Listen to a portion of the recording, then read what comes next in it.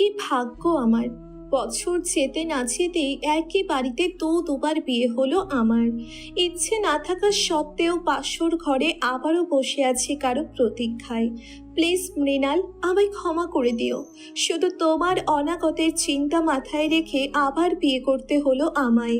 পেটে হাত রাখতেই পুচকু কিক মারে। আমায় ক্ষমা করিস সোনা, তোর বাবাকে আমি বাঁচাতে পারিনি।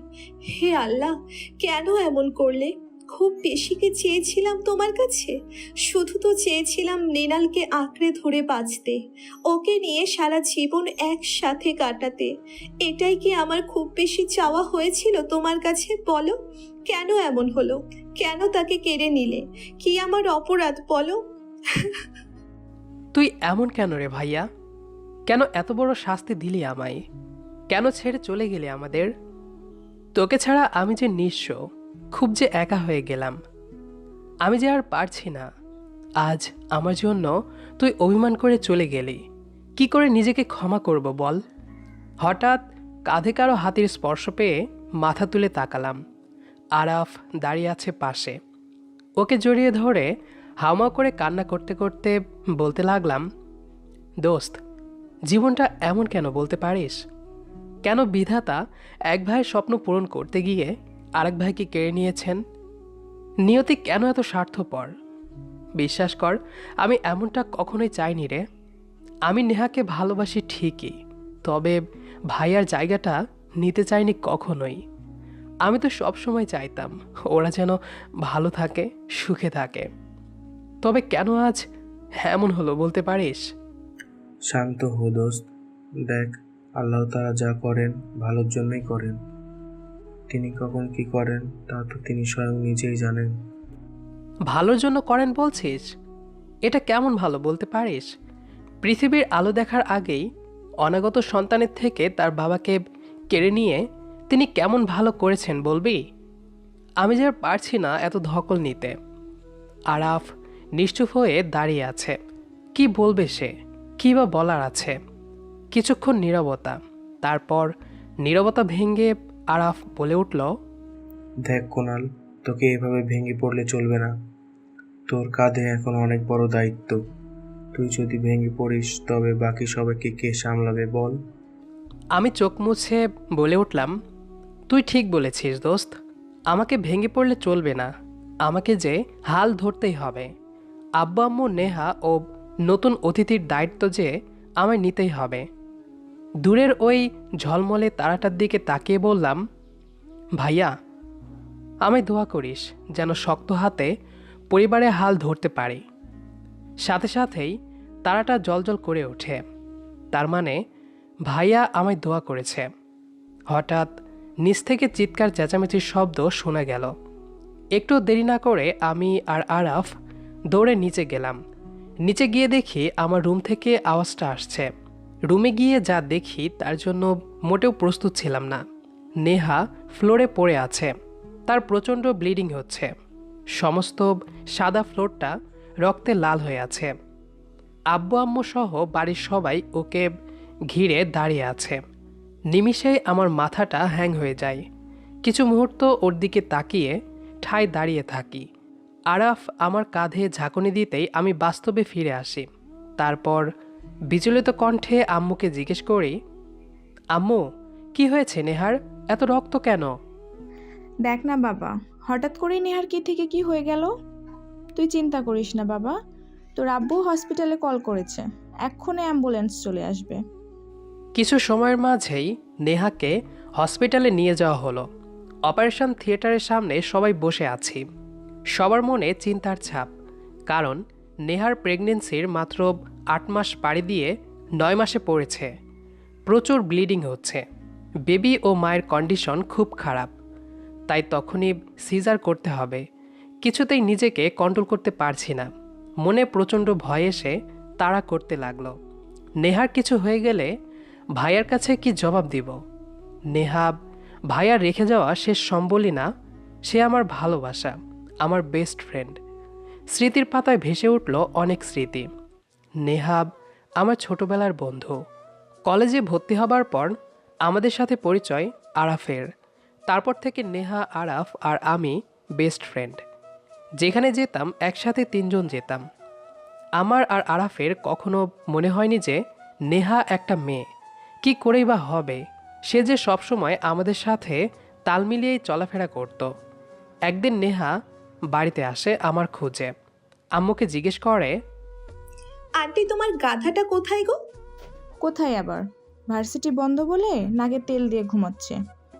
কি, বেলা 11টা বাজে আর সে এখনো ঘুমাচ্ছে? দাঁড়াও, ওর ঘুম বের করছি।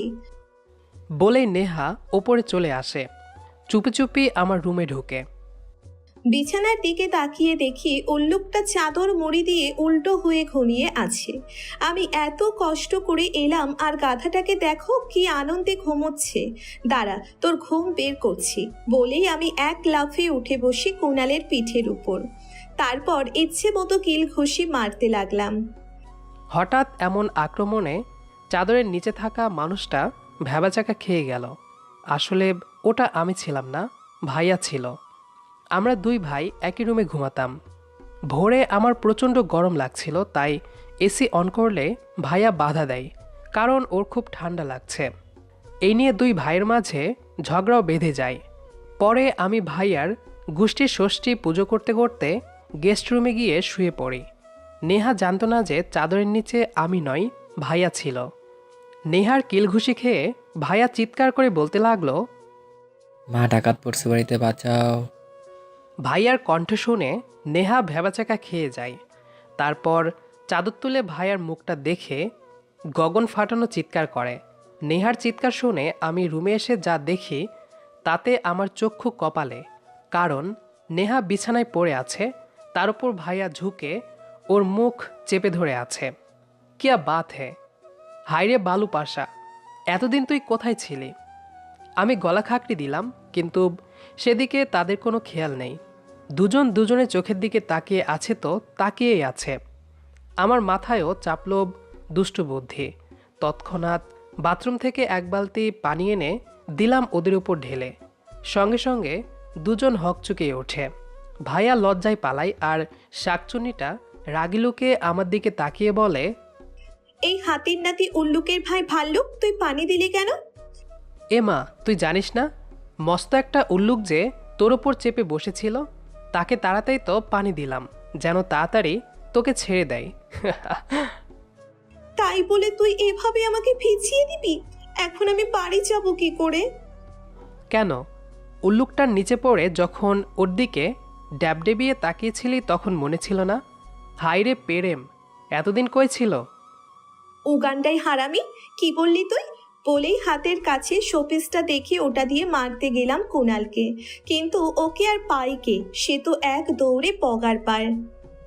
আমাকে না পেয়ে নেহা পারছে না নিজের চুল নিজেই ছিঁড়তে। আসলে তার মনে ছিল না যে আজ শুক্রবার, ভাইয়া যে বাড়িতে থাকবে। রাগে কটমট করতে করতে ক্যাবিনেটটা খুলে আমার সমস্ত কাপড় চোপড় ফ্লোরে ছড়িয়ে ছিটিয়ে ফেলে দেয়। সেখান থেকে একটা কালো 3/4 প্যান্ট ও সবুজ রঙের টি শার্ট নিয়ে পরতে লাগলো, আর সাথে তো বিখ্যাত বিখ্যাত গালি দিয়ে আমার গুষ্টি তুষ্টি করছেই। ঠিক তখনই এন্ট্রি নিল ভাইয়া। ভাইয়া যে বাথরুমে ঢুকেছিল সে কথা নেহা ভুলেই গিয়েছিল। আবারও সেই ভুবন কাঁপানো চিৎকার। ভাইয়া দৌড়ে বাথরুম থেকে বেরোতে গিয়ে স্লিপ কেটে নেহাকে নিয়ে ধরাম করে মাটিতে গিয়ে পড়ল। এবার দুজনের ঠোঁট একত্রিত হয়ে গেল। নেহা পড়ে গিয়ে চোখ খিচে আছে, কিন্তু ভাইয়া এক ধ্যানে ওর প্রেয়সীর দিকে তাকিয়ে রইল। আবার চিৎকার শুনে আমি রুমে এন্ট্রি নিলাম, কিন্তু এ অবস্থায় দুজনকে দেখে এবারও বড় ধরনের একটা শক খেলাম। সাথে সাথে কিছু পিক তুলে নিলাম। ওদের ধ্যান ভাঙতে ইচ্ছে করে দিলাম এক চিৎকার। ভাইয়া ক্যাবলাকান্তের মতো তাকিয়ে রইল আমার দিকে, কি হচ্ছে তা বোঝার জন্য। আর এদিকে নেহা তাকিয়ে আছে ভাইয়ার দিকে। বিনা টিকিটে এমন একটা রোমান্টিক ফিল্ম দেখব, যদি আগে জানতাম না তবে আরাফকেও বাড়িতে ডেকে আনতাম। হায়রে কপাল, কালে কালে যে আরও কত কি দেখতে হবে তা তো স্বয়ং বিধাতাই জানে। বিয়ে না করেই এমন, না জানি বিয়ে করলে আরও কত কি দেখতে হবে। তোদেরকে তো কচু পাতার মেডেল দেওয়া দরকার। তবে হারামি তারা, আজ তোর একদিন কি আমার যতদিন লাগে। বলেই ভাইয়া যেই উঠতে যাবে তখনই নেহার ওড়নাটাই পা পড়ে। পা পিছলে গিয়ে আবারও পড়ল নেহার ওপর। আমি কিছু দেখিনি ভাই, তোরা দিনে দুপুরে রোমান্স কর, আমি গেলাম। বলে দরজাটা লক করে এক দৌড়ে পালালাম। ভাইয়া সবেমাত্র শাওয়ার নিয়ে এসেছে, গায়ে এখনও বিন্দু বিন্দু পানি জমে আছে। মাথা থেকে টুপটুপ করে পানি গড়িয়ে পড়ছে নেহার মুখে। সেই পানি স্পর্শে নেহা কেঁপে কেঁপে উঠছে বারবার।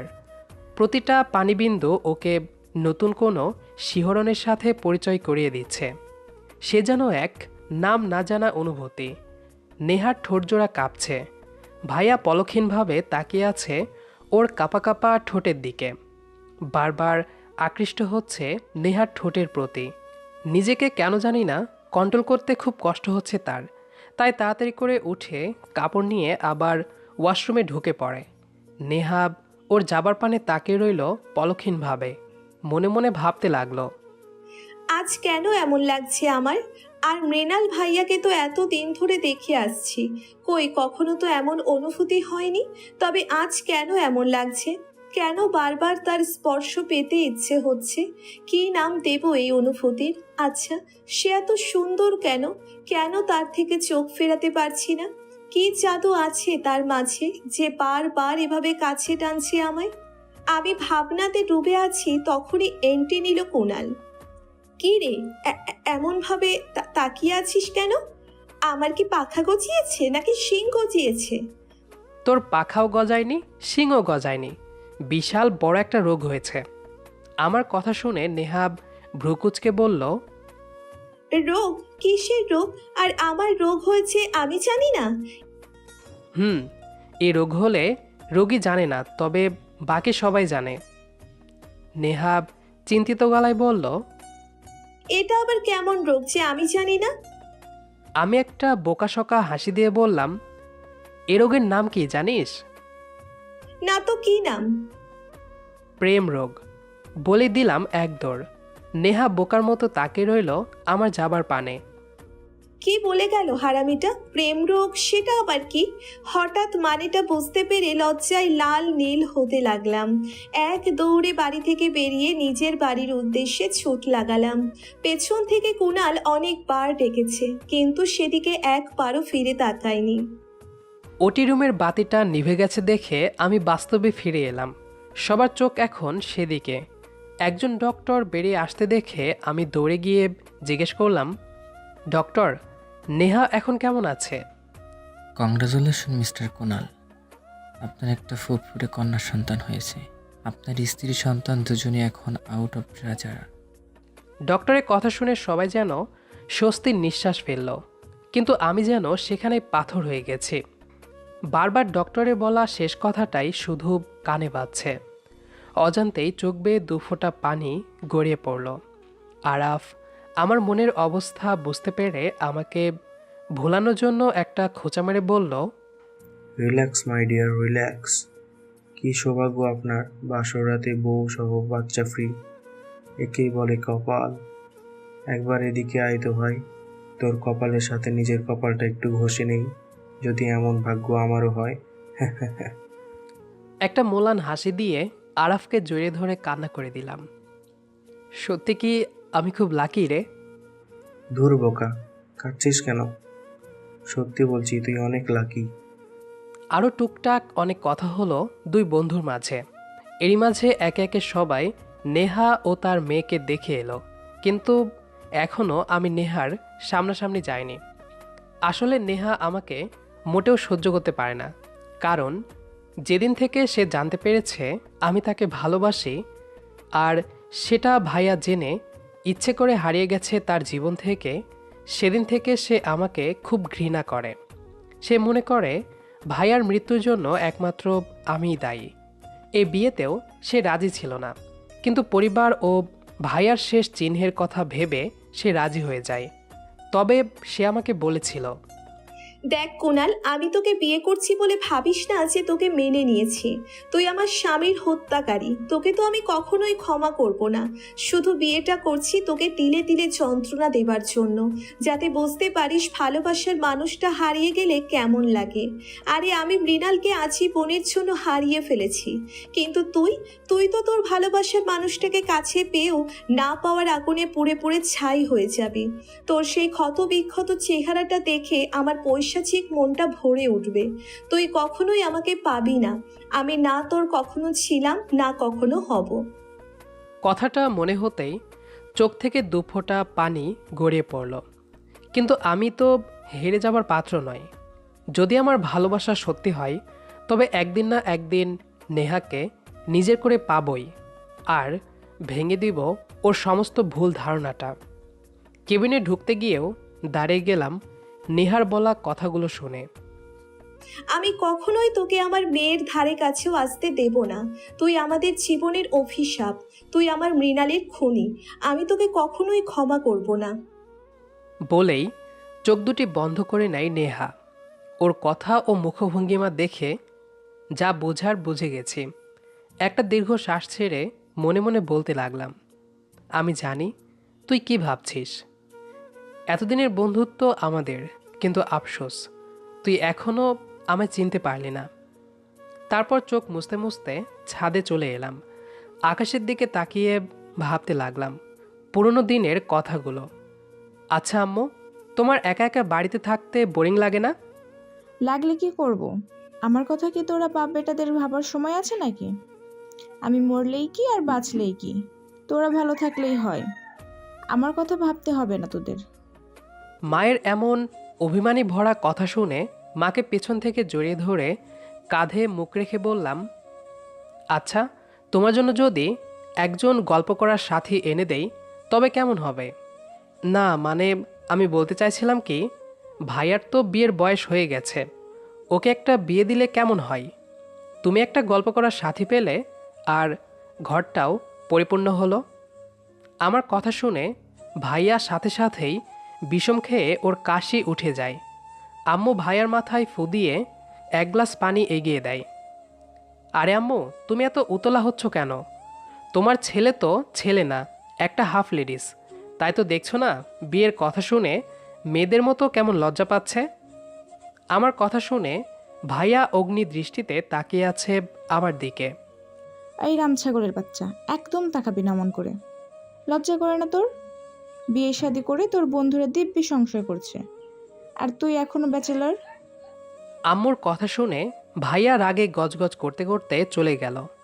আমি একদিন ভাইয়ার ডায়েরি পড়ে জেনেছি ভাইয়া যে নেহাকে ভালোবাসে। তারপর আরাফকে সঙ্গে নিয়ে ভাইয়া ও নেহার বিয়েটা ঠিক করে ফেলি। তখনও জানতাম না যে আমার মনের ছোট্ট ঘরে যে নেহার বসবাস। গায়ে হলুদের তত্ত্ব নিয়ে যখন নেহাদের বাড়িতে যাই তখনও সব ঠিকঠাকই ছিল, কিন্তু ওকে যখন কাঁচা হলুদ রঙের শাড়িতে বধূ বেশে দেখি তখনই আমার সমস্ত পৃথিবীটা যেন উলটপালট হয়ে যায়। তার মানে নেহা আমার সে স্বপ্নকুমারী, যাকে আমি প্রায়ই স্বপ্নে দেখতাম। চেহারাটা অস্পষ্ট হলেও সাজ পোশাক সেম, সেই স্বপ্নকুমারীই ছিল।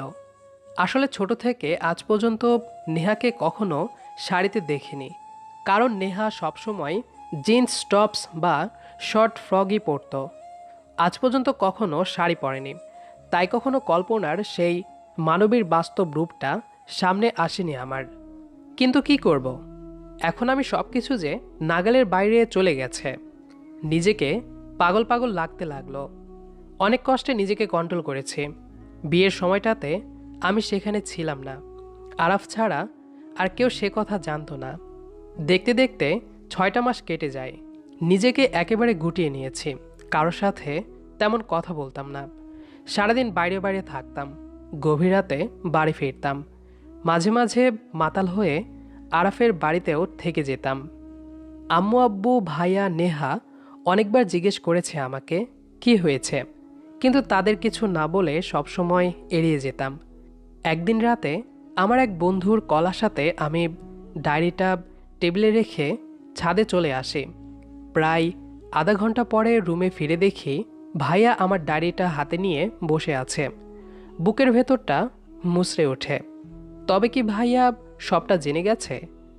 আমি আস্তে আস্তে ভাইয়ার কাছে এসে কাঁপা কাঁপা গলায় বললাম, ভাইয়া, তো তুই কখন এলি? আমাকে ভাইয়া ডাকার কোনো অধিকার নেই তোর। তুই আমার ভাই না, আমার ভাই তো মরে গেছে। আমি ছলছল চোখে ওর দিকে তাকিয়ে বললাম, ভাইয়া, তুই এত বড় কথা বলতে পারলি? হ্যাঁ হ্যাঁ, বলতে পারলাম। আরে আমার ভাই আমার থেকে কখনো কিছু লুকাতো না। আর যদি এই ডায়েরিটা না পড়তাম তবে তো জানতেই পারতাম না আমার হাস্য চঞ্চল কুণাল কেন হারিয়ে গেছে। কুণালের গালে একটা হাত রেখে ওকে বললাম, কেন বলিসনি আমায়? আমি কি তোর পর ছিলাম বল? তুই তো আমার প্রাণ ভ্রমরা, তোর জন্য তো আমার জীবনটা দিয়ে দিতে পারি রে। সেখানে নেহাকে ছেড়ে দেওয়া তো কোনো কঠিন কাজই না। প্লিজ ভাইয়া, আমায় ক্ষমা করে দে। আমি চাইনি তোদের মাঝে কাটা হয়ে থাকতে। আমি চলে যাব, বিশ্বাস কর। আমি চলে যাব তোদের থেকে দূরে। আগামী সপ্তাহে কানাডায় চলে যাচ্ছি। না, তুই কোথাও যাবি না। বলে ভাইয়া সেখান থেকে চলে যায়। ভাইয়া বাড়ি গিয়ে অনেকটা ড্রিঙ্কস করে, তারপর গাড়ি অ্যাক্সিডেন্ট করে সেখানেই মারা যায়। তবে একটা চিরকুট রেখে যায় নেহার জন্য। তাতে লেখা ছিল, নেহা, আমাকে ভুল বুঝো না প্লিজ।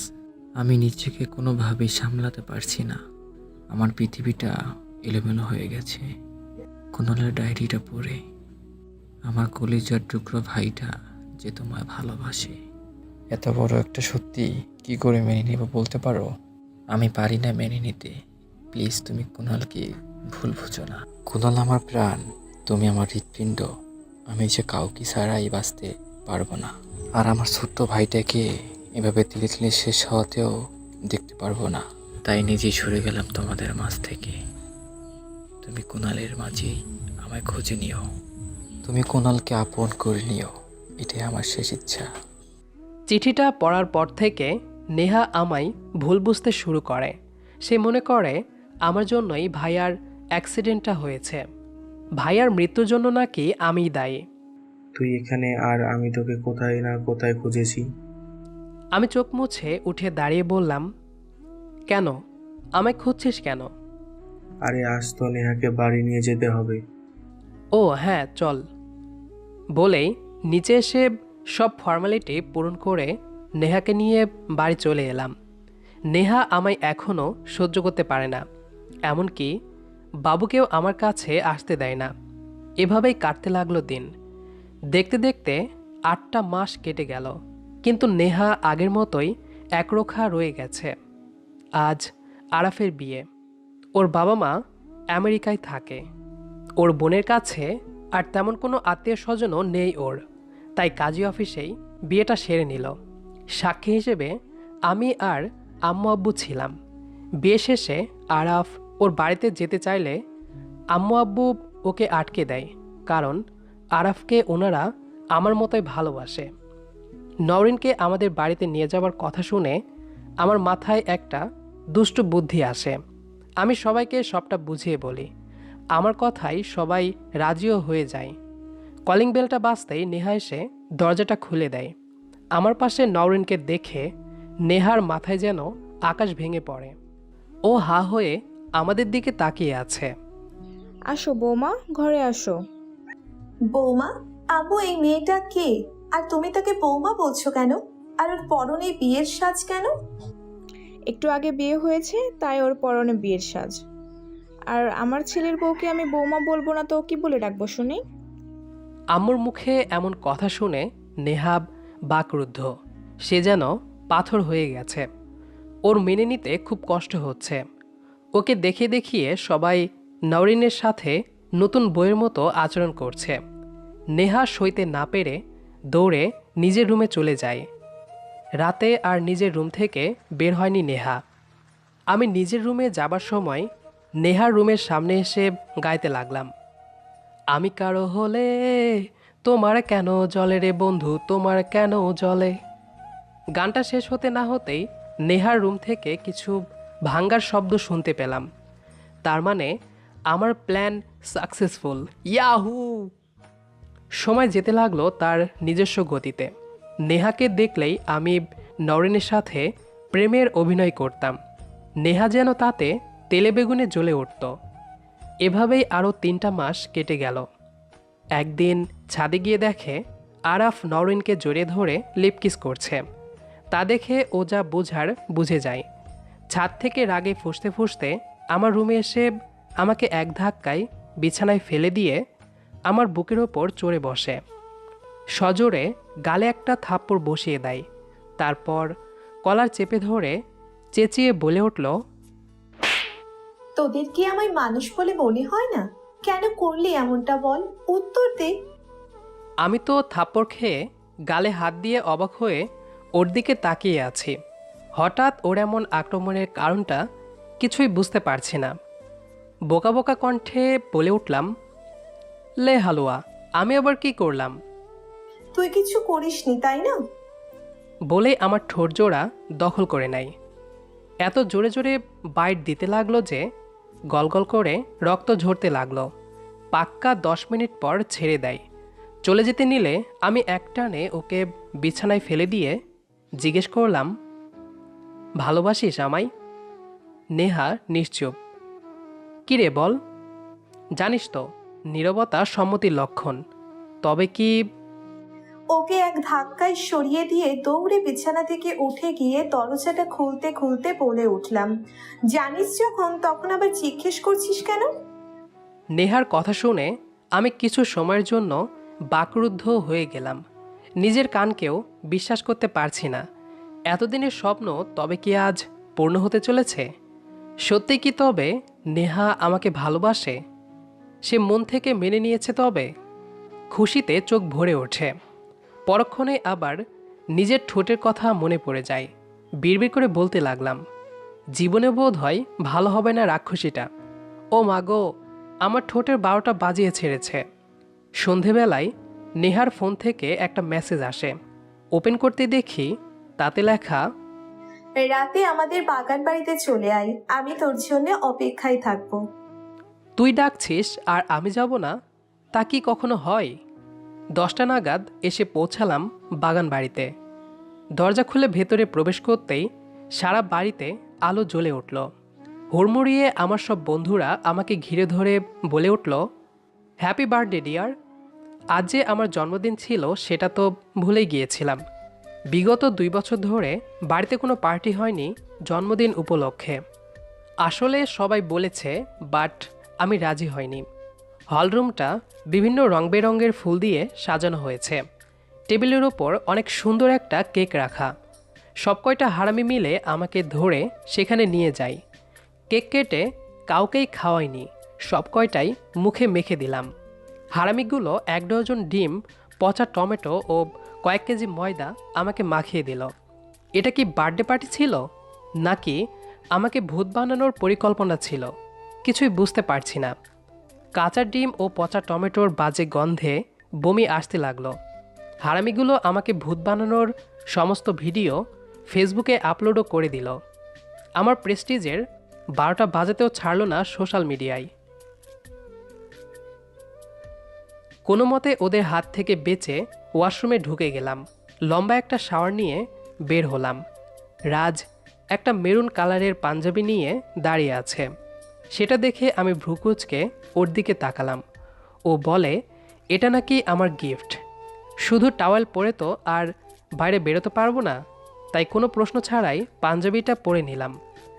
আসার তো অনেকক্ষণ হলো, কিন্তু এখনও নেহাকে দেখতে পেলাম না। যাকেই জিজ্ঞেস করেছি সেই এড়িয়ে গেছে। রাত 12টা। রনি, রাজ, পিন্টু, রাহি, রিশা, আশা, কাবেরী, মুন্না, নিলয় আমার চোখ বেঁধে দেয়। আমি তো অবাক, কিছু বলতেও পারছি না। সবাই শুধু বলছে সারপ্রাইজ আছে বলেই ওপরে নিয়ে গেল। ধাক্কা দিয়ে রুমে ঢুকিয়ে দিয়ে বলে উঠল, আমাদের কাজ শেষ, এবার তোরটা তুই বুঝে নে। বলেই দরজা বাইরে থেকে আটকে দিয়ে ওরা চলে গেল হাসতে হাসতে। আমি আবুলের মতো দাঁড়িয়ে রইলাম। চোখ তো বাঁধা, তাই সব অন্ধকার লাগছে। চোখের বাঁধন খুলতেই হা করে তাকিয়ে রইলাম। সমস্ত ঘর জুড়ে ছোট ছোট রং বেরঙের মোমবাতি জ্বলছে, সাথে বাহারি ফুলের মেলা। ফুলের মধুর সুবাসে ঘরটা মোমো করছে। কেমন যেন একটা ঘোর লাগা পরিবেশ। বিছানার দিকে তাকাতেই দেখতে পেলাম লাল টুকটুকে একটা বউ বসে আছে ঘোমটা টেনে। পাতলা ওড়নার ফাঁকে আবঝা আলোয় সেই মায়াবতীর লাজুক হাসিমাখা মুখটা দেখে আমি সেখানেই স্তব্ধ হয়ে দাঁড়িয়ে রইলাম। কিছুক্ষণের জন্য মনে হয় হার্টবিট মিস করে ফেলেছি, নিঃশ্বাস নিতেও ভুলে গেছি, চোখের পলক ফেলছি না। যদি এটা বাস্তব না হয়ে কল্পনা হয়ে যায়, তাহলে যে মায়াবতীকে হারিয়ে ফেলব। ধীর পায়ে এগিয়ে যেতে লাগলাম। বিছানার পাশে হাঁটু গেড়ে বসে অপলক দৃষ্টিতে তাকিয়ে রইলাম গালে হাত দিয়ে। আমাকে এভাবে তাকিয়ে থাকতে দেখে নেহা লজ্জায় পারছে না মাটির সাথে মিশে যেতে। আনমনেই বলে উঠলাম, ওহে প্রেয়সী, এ কোন রূপে দেখা দিলে মোড়ে? আমি যে তোমার আগুন ঝরা রূপে দগ্ধ হয়েছি বরংবার। তোমার প্রতি পলকের মায়ায় জড়িয়ে আছি অনন্তকাল। তোমার চোখের মেঘলা কাজলে রাঙিয়েছি নিজেকে হাজারো বার। ওই ঠোঁটের কোণে জমে থাকা হাসি হৃদয় করেছে তোলপাড়। তোমার মৃদু স্পর্শে হারিয়েছি নিজেকে বহুবার, কোনো এক নাম না জানা সুখে। আচ্ছা, আসলে কি তুমি আছো এখনও আমার দৃষ্টিসীমানায় বন্দিনী, নাকি সব কল্পনা? চোখের পলক ফেললেই কি চলে যাবে? আজ না হয় দৃষ্টি হোক স্থির, নিঃশ্বাসটা না হয় এখানেই থেমে থাকুক। হে রাত, তুমি স্থির হও। হে চাঁদ, তুমি প্রখর হও। মন ভরে দেখি আমার মায়াবতীকে। ওগো প্রেয়সী, তুমি কি হবে আমার, শুধুই আমার? থাকবে কি একান্তই আমার হয়ে? আমার কথা শুনে নীলা বিছানা থেকে নেমে এসে আমার সামনাসামনি বসে দুগালে হাত রেখে বলে উঠল, তোমার প্রেয়সী যে শুধুই তোমার। আজ তোমার প্রেয়সী তোমার হতেই যে এত আয়োজন। আজ মত্ত মধুকরের কাছে নিজেকে নিজেই তুলে দিবে ফুল তার সুধা নিতে। নেহা আজ সেভাবে সেজেছে যে রূপ দেখে আমার মনে নেহার জন্য ফিলিংস সৃষ্টি হয়েছিল। এখনও তাকিয়ে আছি নেহার দিকে। আজ যে দৃষ্টি সরাতে পারছি না। নেহা বুঝতে পেরে আমার ওষ্ঠদয় নিজের দখলে নিয়ে আসে। এবার আমি বাস্তবে ফিরে মুচকি হেসে নেহাকে নিজের বাহুডোরে আবদ্ধ করে নিয়ে ওর ডাকে সাড়া দেই। কিছুক্ষণ পর নেহা আমায় ছেড়ে দিয়ে ব্যালকনিতে চলে যায়। আমিও ওর পিছু পিছু আসি। নেহা ব্যালকনিতে এসে দোলনায় বসে পড়ে। আমি ওর নেহার পাশে বসে জিজ্ঞেস করি, নেহা, সত্যি করে একটা কথা বলবি? আমি জানি তুই কি জানতে চাইছিস। আমি তোকে মন থেকে মেনে নিয়েছি, তবে মুখ ফুটে কিছু বলিনি, কারণ আমি আজকের এই দিনটাই যে অপেক্ষায় ছিলাম। তবে দুপুরে এমনটা করলি কেন? এত বড় সত্যিটা তোরা আমার থেকে লুকিয়ে রেখেছিস, আমি কেন জানি মানতে পারিনি রে। সত্যি কথা বলতে আমার আগেই সন্দেহ হয়েছিল ওই বাদরদের উপর, তবে উপযুক্ত কোনো প্রমাণ পাইনি। কিন্তু আজ ছাদে গিয়ে ওদের কাণ্ড দেখে সব পরিষ্কার হয়। তুই তো জানিস আমি কেমন, বলেই ওর বুকে মাথা রাখি। জানিস কুনাল, তোর এই বুকে না অদ্ভুত কিছু একটা আছে রে। যখনই তোর বুকে মাথা রাখি কেন জানি না আমার সমস্ত কষ্ট বিলীন হয়ে যায়, এনে দেয় অনাবিল প্রশান্তি। কি আছে তোর এই বুকে?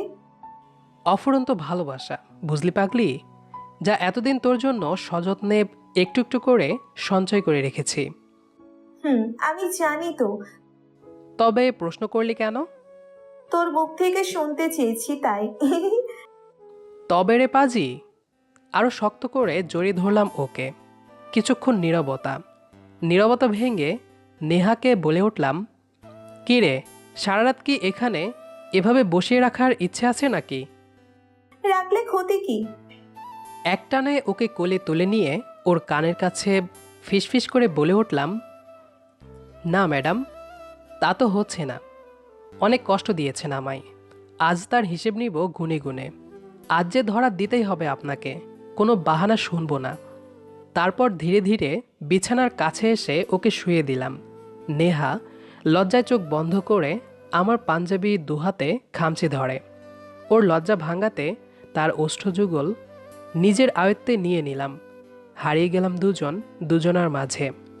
ভোরের মিষ্টি আলো চোখে পড়তেই নেহা চোখ খুলে তাকাই, নিজেকে আবিষ্কার করে আমার উন্মুক্ত বুকে। ওকে জড়িয়ে ধরে গভীর ঘুমে আচ্ছন্ন হয়ে আছি আমি। নেহা মুচকি হেসে আমার বুকে একটা পাপ্পি দেয়, তারপর মাথা তুলে আলতো করে ঠোঁটে নিজের ঠোঁট ছোঁয়াই। হালকা বাইট দিতেই আমি নড়ে চড়ে উঠে হাতের বাঁধন একটু আলগা করে দেই। সুযোগ বুঝে নেহা উঠে পালাই। সকাল 10টায় আমরা বাড়ি ফিরে আসি। পড়শি তো আমাকে দেখে বাবা বলে এক লাফে কোলে উঠে পড়ে। আমিও পরম আবেশে জড়িয়ে ধরি মেয়েকে। বিকেলে আরাফ নওরিন চলে যেতে নিলে আম্মু আব্বু ওদের আটকে দেয়। ওদের এক কথা, 2 ছেলেকে নিয়ে একসাথে বাকি জীবনটা কাটাতে চায় ওরা। আব্বু আম্মুর কথা আর ফেলতে পারেনি আরাফ, তাই আমাদের বাড়িতেই থেকে যায় ওরা। সবাই মিলে একসাথে হাসি আনন্দে কাটতে থাকে দিনগুলো। এভাবেই অমর হোক প্রতিটা ভালোবাসা। আমাদের আজকের গল্পটি আপনার কাছে কেমন লেগেছে সেটি অবশ্যই কমেন্ট করে জানাবেন। দেখা হবে আবার নতুন কোনো গল্প নিয়ে। সে পর্যন্ত আমাদের সাথেই থাকবেন। গল্পটি শেষ পর্যন্ত শোনার জন্য অসংখ্য ধন্যবাদ।